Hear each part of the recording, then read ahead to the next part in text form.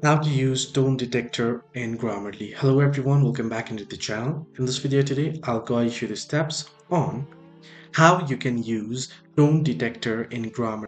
Now, what you want to do is to ensure to use Grammarly's tone detector, you want to ensure the browser extension or Grammarly keyboard is installed and then write at least 150 characters in a text field. So suppose if you have browser extension, if you have added extension, I've already made a video on how you can check it out.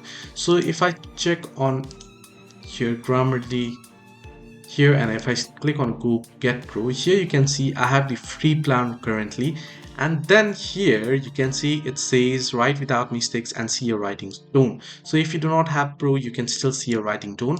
However, whenever if you're suppose you're writing an email, you want to make sure that you write at least 150 characters in a text field. And then an emoji in the corner of the text field or Grammarly widget indicates the tone of your writing. You can click it to see a breakdown of the detected tone and suggestions for how to change it to achieve your desired impact. Hope this video helped you. Do like and subscribe as well.